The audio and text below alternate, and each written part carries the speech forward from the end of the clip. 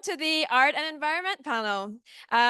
I have the pleasure of introducing Dr. Rebecca Gruby. Dr. Gruby is the esteemed professor at the University of Miami's Johnson Center for Marine Conservation. Thank you, Dr. Gruby. Hi. Good afternoon, everyone. I'm just going to spend 30 seconds telling you a little bit about our new center and our interest in the arts and science interface. So my name is Rebecca Gruby. I'm relatively new to the University of Miami.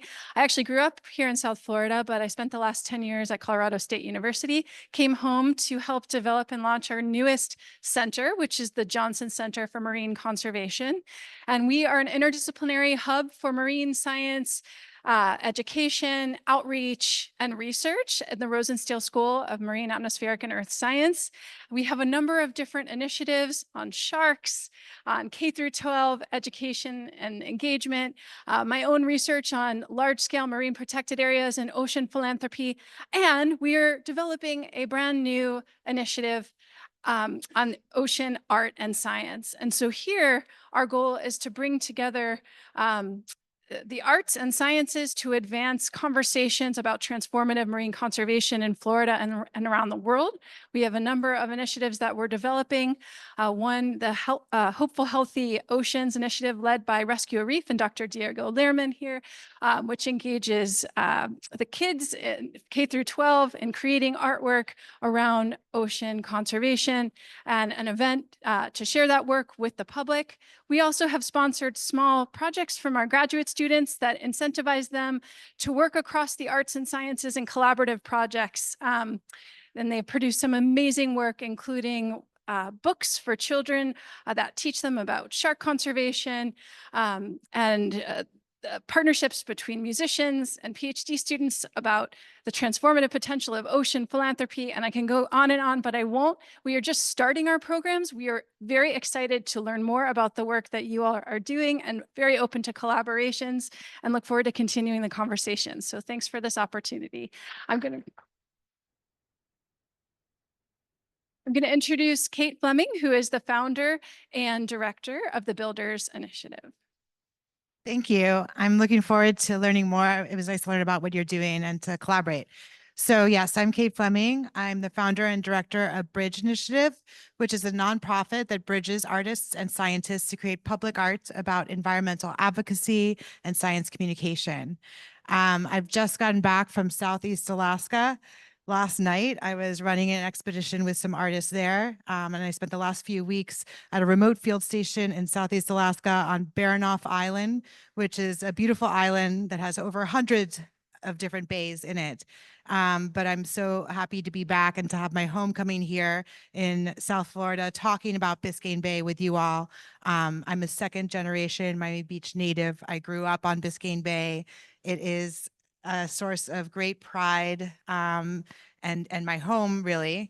And for the last 2 years, I've been working with a bunch of different people and organizations on an initiative to put Biscayne Bay on the National Registry of Historic Places. Yes, thank you. Because it's really our central park. It's our shared commons, and it's the connective tissue that connects all of our cities and counties together, as well as our community.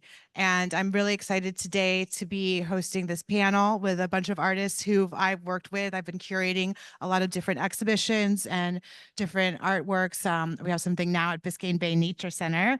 But with a lot of these artists and the two artists I haven't yet worked with, I'm excited to work with you too, because really art is such a great way to explain ecosystems, habitats, and advocate for the things that we hold dear. So I'm going to let each artist come up and sit here, and then they'll walk you through works that they've done in related to Biscayne Bay, and then we'll have a little conversation and take some questions from the audience.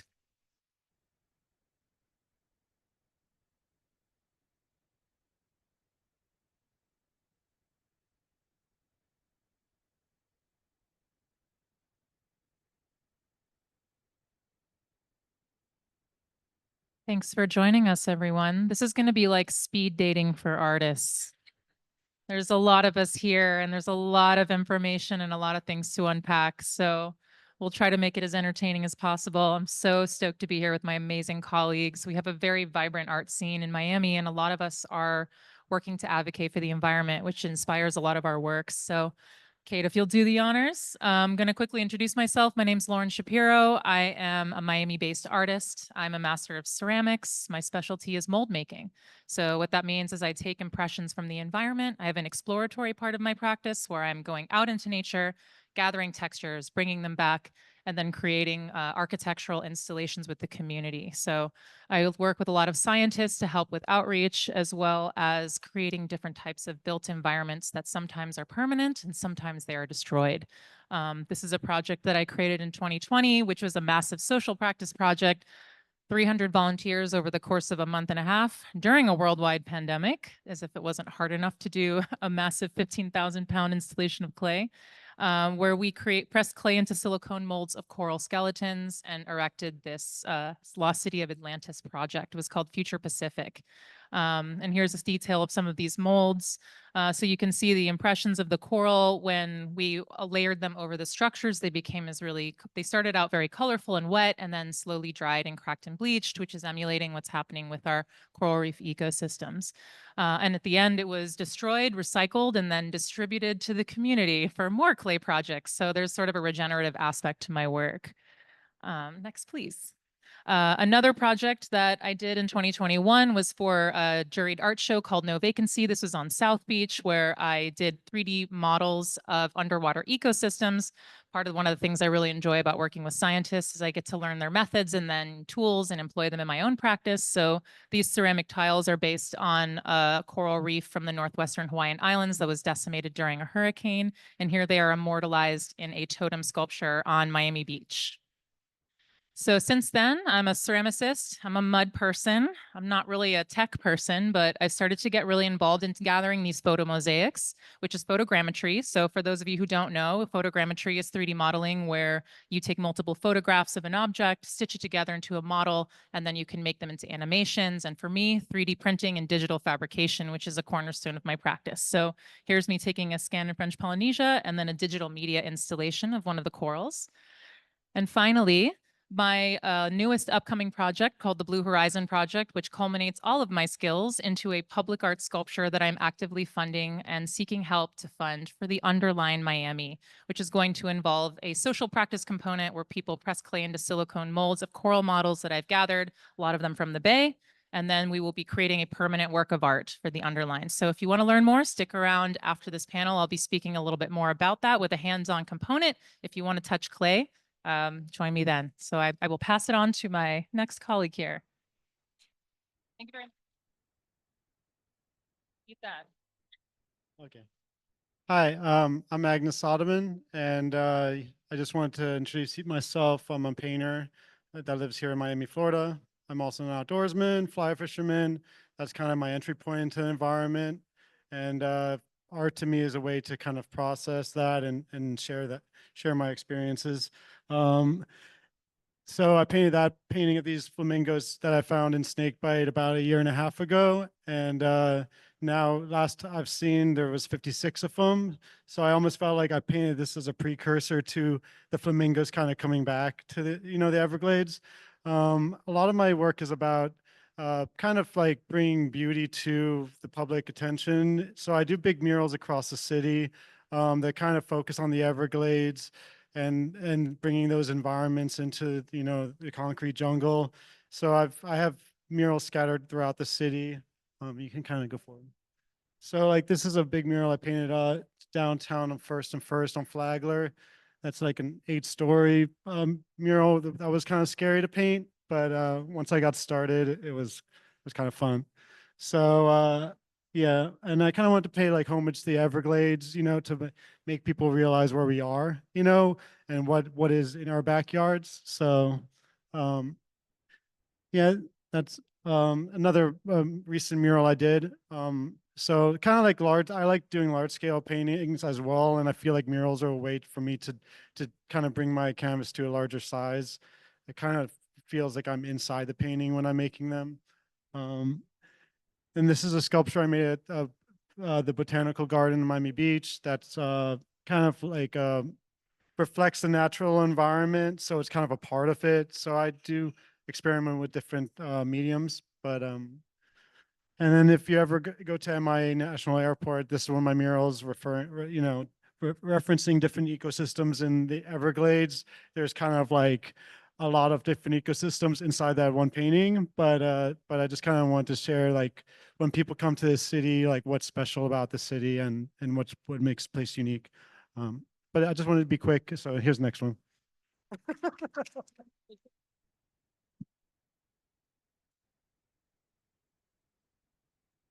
Hi, everyone. I'm Beatrice Chachamovitz. I'm going to go also through my slides and be very brief because all of us need to talk. I am an environmental artist. I'm originally from Brazil, São Paulo. I've moved here 5 years ago. And basically this one? Okay. So basically my work is I create interactive, immersive installations that talk about the destruction and the reconstruction of coral reefs that we have here in South Florida. Corals to me are the epitome of beauty and mystique and enigma, and it's the most incredible place I've ever been in my life. So I've dedicated better than a decade talking about them. And that's why I actually ended up in Miami. I moved from Sao Paulo, Brazil, so that I could have a practice that is centered on coral reefs in a place where the coral reefs are. Here is an installation that I did at the Art and Cultural Center of Hollywood. This is an interactive piece where I covered the floor with unfired clay pieces of endemic species, and I invited people to enter the room. So as people enter the room, that whole installation got destroyed in a sense of bringing about what is really happening underwater for us. We have the third largest barrier reef in the world. We used to have 80% coverage of corals. Today we have maybe 2%. So this is kind of what's happening to it. So during the whole course of the exhibition, what you could see what the remains of the interaction, and here in this photo really represents what my education work is about, where children are the hope of our future. This case, this marvelous child found all of the pieces that weren't destroyed and started building something with it, which to me is the most important thing. This is another installation that I did at MoCA, the Museum of Contemporary Art of North Miami, where I invited people to actually, quote unquote, rebuild the reef, because I've already made them destroy the reef. So let's, do something that is a little bit more hopeful. So the idea here was for you to play with these pieces that represented endemic species of our coral reefs and recreate the reef and understand that everything that we need is effort and community and awareness so that we can protect our corals for a future generation. Here is also, I do a lot of work with kids, and for me, that's really important in the educational department. I always host workshops with them and teach them about corals and, play with them, because the healing happens when we start to play. Thank you so much.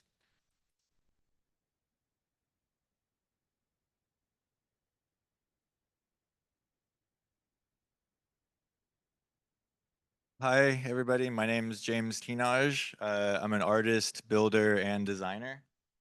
It's a few of them. But so my work that focused on the Bay, and specifically the Bay, started with this chair.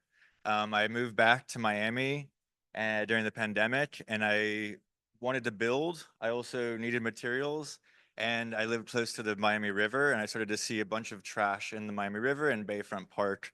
So I started to collect materials and eventually ended up with an idea for an installation. And I was like, okay, let me try to make a chair that's functional out of just the trash that I found in the water of our waterways.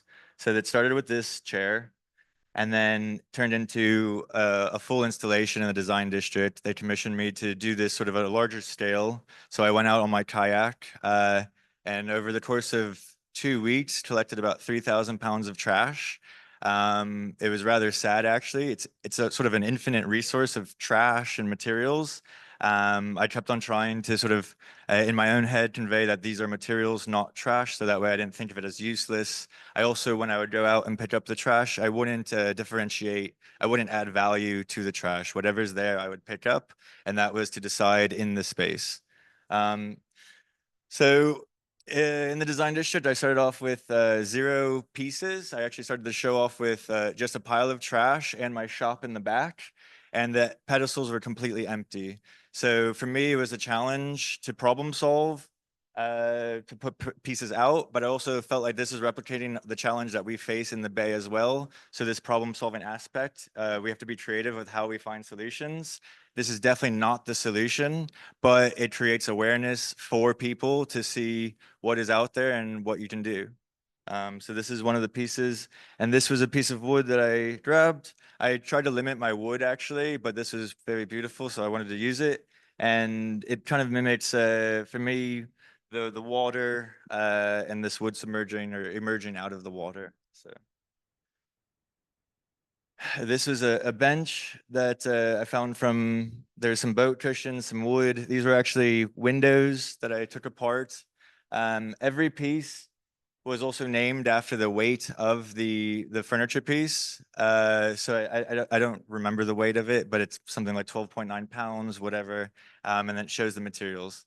Once again, every material I used was from the Bay. So even the screws were from the Bay as well. And there's some few pieces out in the auditorium where you can see some of the pieces or some of the shit on display. This is a lamp that I found in the Miami River, a security camera, a base. This is a chair. This chair is a funny story because I really wanted, there was a sandal floating in the ocean, and it said, it was from Forever 21, I believe. And so on the label, it said forever. And I really wanted us to know our impression that we have is forever. And so I chased that sandal till I got it in my kayak. And then eventually it ended up as sort of this brand label on this chair. These stools, I happened to find a channel marker, an old one too, which I was surprised, but that was just floating. Aluminum as well, and this is foam. And as we know, foam is a really bad thing in the environment. You find the most of it. I mean, you find that the most, or at least I did, because it floats. This is a desk that I made out of some boat parts, and I tied it together with some electrical wire. And then the back, I wired a battery to it from one of the lights that I found in the boat, so it still works. This was another light piece, and you can see sort of the tumbler from people partying on the boat, the stainless steel here, down, and then I sort of shaped this and carved the float, and then the extension cable too was also from the water. I had a few issues with that when I was building. Obviously the salt rusts the copper, and so some of them were unusable, but I was able to find a few. And that's it. Yeah.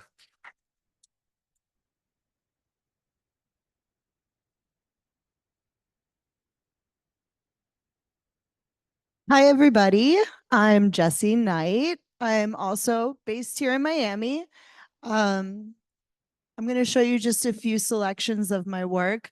I work across different mediums, but mostly always with text. So I'm most well known for these works that work with the sun in real time during different times of year and different times of day. The shadows will be in different places. Some days you don't even see it depending on the weather, or maybe on a cloudy day, you'll see it nice and bright, but the cloud passes the sun and it disappears and it comes back. So I've done these all over the place in different countries, and really the phrases that I use throughout my work, they're supposed to be layered in meaning, but really they're supposed to feel familiar. It's really important for me to have work in the public place that anybody can approach. No matter what your background is in art, it's really meant for everybody. Everybody can kind of find some sort of a tie to it. And the layered meanings tend to deal with human relationships, but also underscore our relation to the environment. By seeing the shadows move in real time, we kind of like are reminded that we're all connected to this together and how the seasons work. This was in Coral Gables. This was a really huge piece on Giralda a few years ago. It was like, I think 2 or 3 blocks long. I also have been working in textiles. I've been working in textiles a lot. This is actually made out of survival material, paracord, things that you use in outdoor spaces.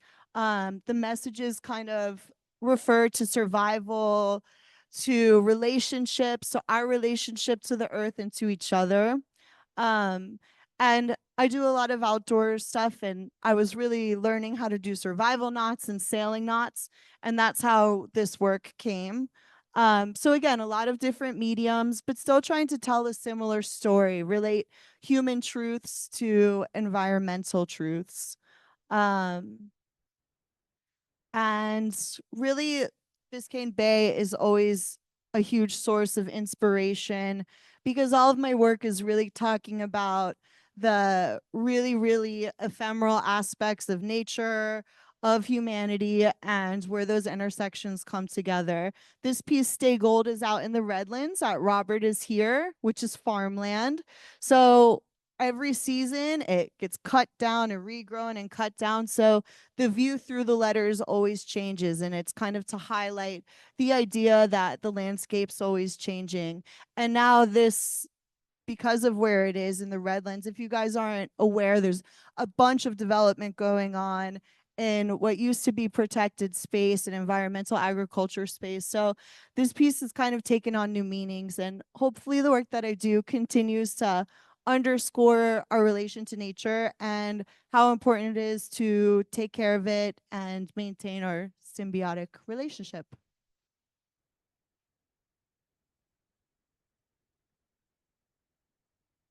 Hi, I'm Emmett Moore. Check, check. I'm Emmett Moore. I'm a local artist and designer. My work is really about the relationship between the built environment and the natural environment. And I use a lot of found materials. So a lot of waste material or natural material. I like the dynamic between man-made material and natural material. Often I take waste and make it look like a natural material, or I take man-made material and extend the life using composites and incorporating natural materials. So I designed and built a house along the Seabold Canal. The canal connects to the river connects to the bay, and the bay obviously connects to all the oceans. So as we learned earlier this morning, stormwater management is such a huge part of preserving the bay. So I just wanted to share a couple of things that we did when we designed this building. My studio is on the first floor of the building, and the residence is on the second. So the house is raised 5 feet off the ground, and that allows drainage underneath the house. We have a few storm drains around the property that collect and go to a French drain underneath the house. And the driveway is all made out of permeable pavers, just like a boat ramp. So rainwater can just flow straight into the property. And we have a native garden, which is really great for feeding the plants. The plants soak up all the water and also prevents water from getting into the canal or flowing into the street. This is a chaise lounge I made out of secondhand clothing. So Miami's a big hub for importing and exporting clothing. A lot of clothing waste winds up here, gets sorted and shipped to the Caribbean and South America. So a few years ago, I started collecting it by the truckload and working with it like a raw material, just like concrete or wood or anything. And I often incorporate natural elements, like this is built around a piece of cedar driftwood. And it's really about this relationship between the natural and the man-made. They're both kind of twisting and contorting. The wood is piercing through the fabric, yet they sort of rely on each other. This is a table I made out of mahogany. The tree was knocked down by Hurricane Irma, not too far from my house. I think one thing that's really interesting about Miami is that we are surrounded by national parks. We have the Biscayne Bay on one side and Everglades National Park on the other side. So any material that you're using as an artist either if it's not coming from within the city, it's being imported. So I try to use things from within the urban urban site. So urban wood, urban lumber, things that fall down naturally or knocked down by hurricanes, or even sometimes wood that's reclaimed from buildings. I also use waste EPS foam, which is like styrofoam. I get it from this factory in Hialeah, and I found a process to make it look like coral rock. So I've been working with this for the past few years, and I've made all kinds of things: sculptures, furniture. Um, this is a lamp, and it's yeah, manipulated to look like coral rock. I embed fossils in it, like shells or things you might lose at the beach that could become fossils in hundreds of years, like keys, money, even cell phones, things like this. So these works are all sort of based on ruins, and I think about ancient ruins, but also contemporary ruins and abandoned buildings, and that's yeah. So this is an ongoing body of work. This is an installation I did at the MoCA, Museum of Contemporary Art in North Miami. It is a native edible garden. I conceptualized this during COVID to create a communal space where people can learn about native plants while also eating native plants. And you know, there's solar panels so you could charge your phone, and seating pads to sit amongst the garden. The whole thing is built around these repurposed post-industrial steel drums. So these were collected from industry, and then I cut them up and made them into planters, sort of tying this conversation to global conversations about commodities, supply chains, and materials. And lastly, this is a sculpture I made. It's intended to go in a garden, and it's meant to be an armature for plants. So it has these two elements: a perforated aluminum element that would allow vines to grow on it, and these coral rock slabs, which is the bedrock of Miami. It's a porous stone that would allow different kinds of plants to grow on it. And the idea is that if you planted this in a garden, eventually it would be taken over by growth. And the form, I got the idea from this new architectural typology that's sort of taking place in Miami of the super tall tower. There's seven new super tall towers being permitted in Miami. These are condo towers that exceed 1,000 feet in height. And the idea was that if we left Miami, the natural environment would take over pretty quickly and sort of consume these structures. And I find these structures very interesting because you actually, from this vantage point, would be able to see the Everglades on one side and the bay on the other side.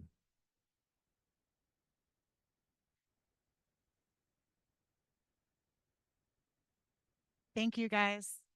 Is this working? Okay. It's so clear how your works are influenced by Biscayne Bay and our surrounding ecosystems. One of my favorite quotes is by civil rights activist Tony Kane Bambara, and that's that art's role is to make the revolution irresistible. So I wanted to know from each of you what revolution Biscayne Bay and South Florida needs right now. Okay. We need a lot.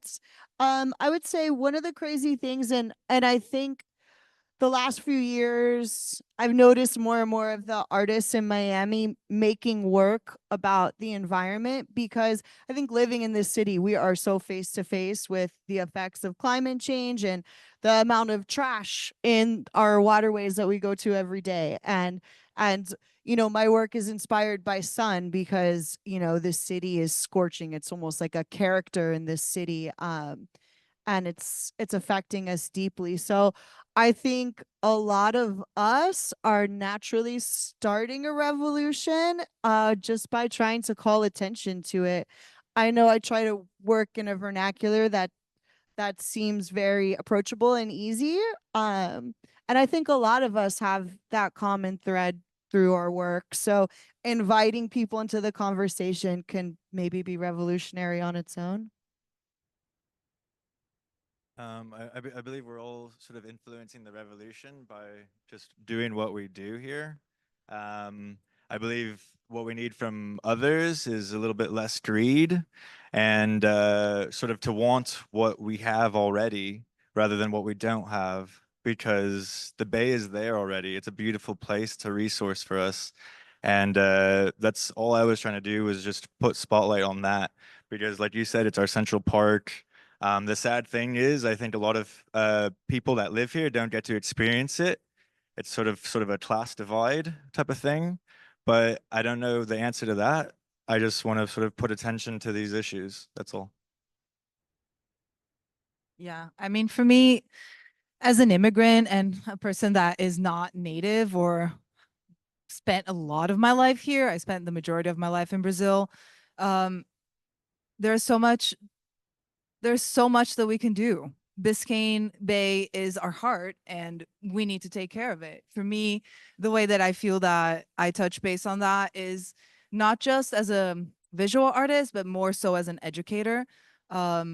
I feel like a crucial part of my work is talking with kids and young adults and hopefully influencing them in the right way for them to fall in love with our surrounding ecosystems, because we're leaving this to them. We're still here, but they're the ones that are going to grow up in this wasteland that we're creating. So for me, crucially, and the revolution that I want to see is us all together with young people making this a better place for us.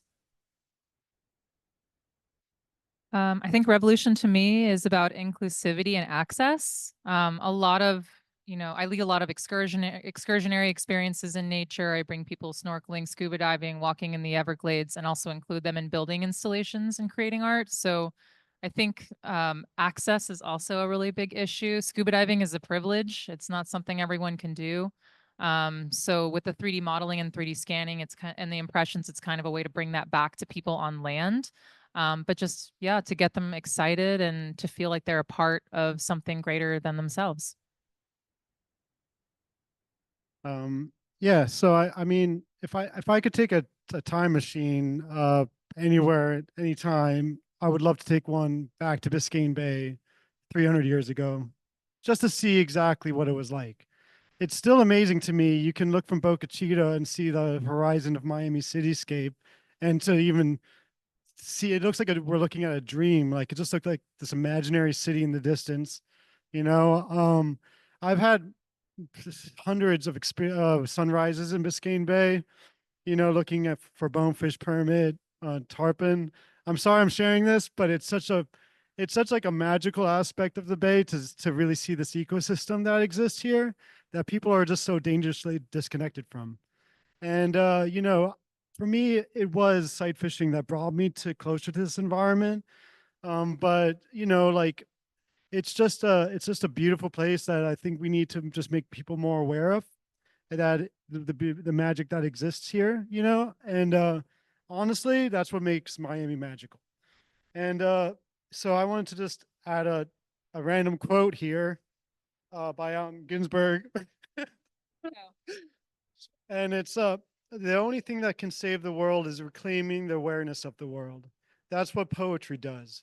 By poetry, I mean the imagining of what has been lost and what can be found, the imagining of who we are and the slow realization of it.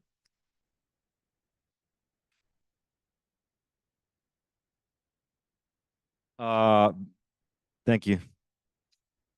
The revolution question. I feel like the revolution in Miami is realizing that we are on this thin populated strip of land in between a swamp and an ocean, and it really is this little island. And if we produce too much trash, it has to get exported, and if we're not producing enough energy, it has to get imported.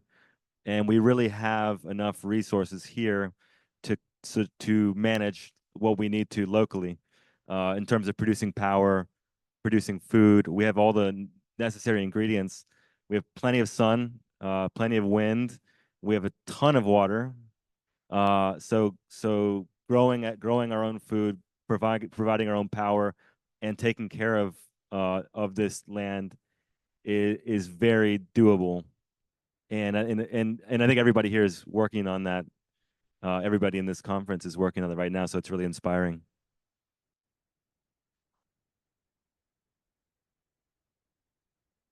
I don't know how we are on time, but I wanted to also, we have 10 minutes. Okay. So I think it's time to open it up for questions from the audience. If anyone has any questions.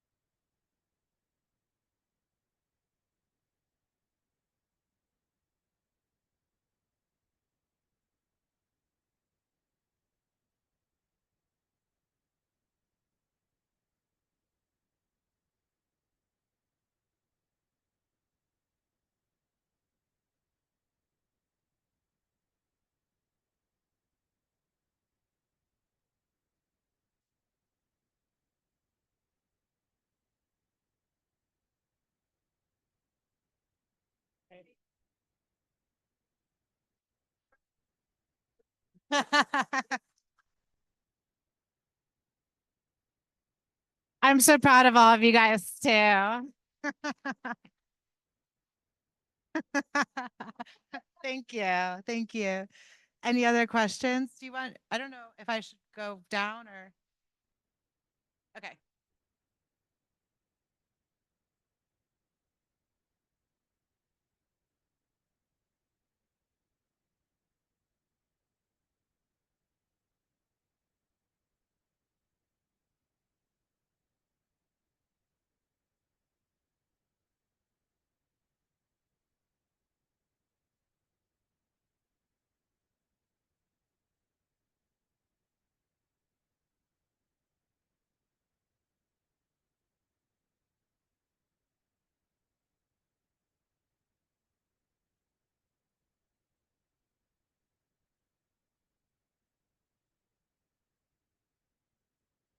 You can find us all in this place called the internet. If you have Instagram, that's a really great way to keep in touch. Everyone's doing amazing projects, amazing work. Yeah, just come talk to us after, and we'd love to draw you in and include you into our community. Google anyone's name on here. We all have our websites up and everything like that. And bridgeinitiative.org has a lot of the projects I've done with a lot of these people, and soon to be you guys too, Emmett. And so yeah, and there's a lot of Bakehouse. Well, two of you guys are Bakehouse. Yes, 5 minutes left. Okay. Caleb.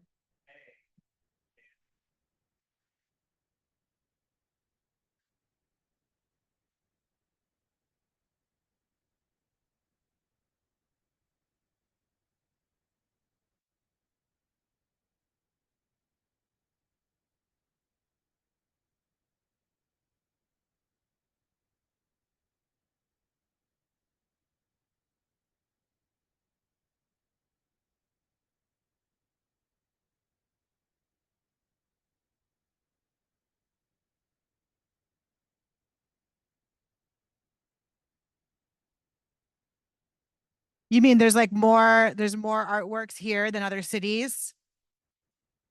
Yeah, I think it's in our everyday life here. You know, like Miami is the canary in the coal mine of coastal cities and climate change. So it's pretty hard to be a sensitive person and not grapple with that. I'll pass that to you now. There's also an amazing program. You know, we talked about revolution. We're artists. We're trying to do like what's best with our skill set, but infrastructure, government, all of those things are super important. That's what helps get art out. And Miami has a really interesting program with our Art in Public Places program. Once a development project comes in and they hit a certain amount of money, a budget is allotted to public art then, and then that goes through art in public places. They do open calls, we apply, they select, it's like a whole process.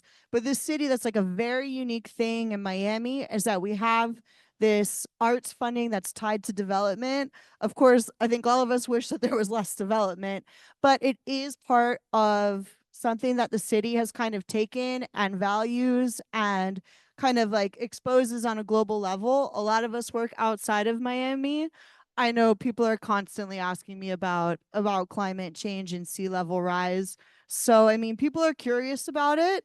I think because it's right in our faces and we do have some channels to get the work out to the public. That's maybe why it's really like so bubbly here and why it's really happening.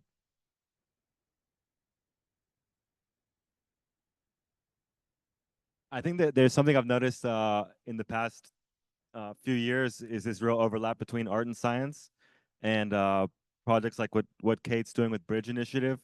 All of a sudden, I mean, it felt like overnight, but I would hang out with artist friends, and all of a sudden, it's like half marine biologists, half artists. And I can't really explain it, but one thing about Miami versus other cities, like New York, in New York, there's a lot of people that do what each one of us does respectively. So a lot of artists kind of hang out in these insular groups with like 10 designers all hang out together, filmmakers all hang out together. Here, I feel like all of us do different things, and our friend group is really diverse in terms of what people do. So like if you'll be hanging out with a writer, a filmmaker, a textile designer, a ceramicist, and then a handful of scientists. Everybody has their own kind of unique pursuit. That's what I found. I mean, but it's very real in the art scene right now, the overlap. And it's like, Magnus is a big boater and an artist, and there's that connection too with like marine science. So he naturally had friends that were in marine science, conservation, Everglades advocacy.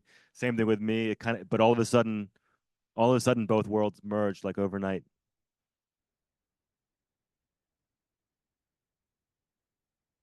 No, I think we have to wrap it up.